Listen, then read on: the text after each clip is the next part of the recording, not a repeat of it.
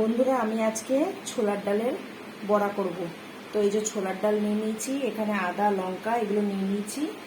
সেখানে আমি ছোলার ডালটাকে ভিজিয়ে রেখেছিলাম, রাতের বেলা ভিজিয়ে রেখেছিলাম।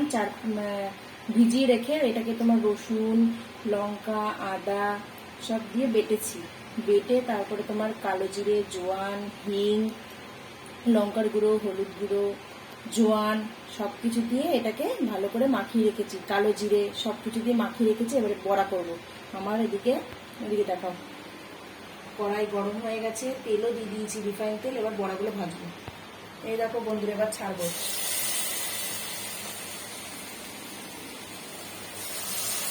এরকম একটা চামচ নিয়ে নেবে, চামচ দিয়ে ছাড়বে।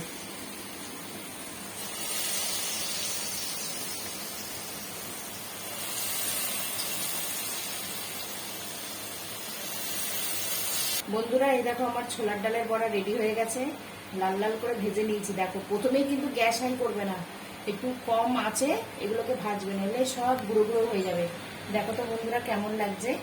ভালো লাগলে লাইক কমেন্ট শেয়ার সাবস্ক্রাইব করে দেবে। হ্যালো বন্ধুরা, এই দেখো আমার ছোলার ডালের পকোড়া বানানো হয়ে গেছে। এখানে দেখো আমি প্লেটে ভর্তি করে বড়া নিয়ে নিয়েছি। আর বড়াগুলোকে তোমাদের ভেঙে দেখাই। এই দেখো কেমন আওয়াজ হচ্ছে, এই দেখো কেমন মুচমুচে হয়েছে। দেখো দেখো, আর এই যে এখানে সস নিয়ে নিচ্ছি। আরেকটা ভেঙে দেখাই, এই দেখো, দেখেছো? ভালো লাগলে লাইক কমেন্ট শেয়ার সাবস্ক্রাইব করে দেবে। বাই বন্ধুরা।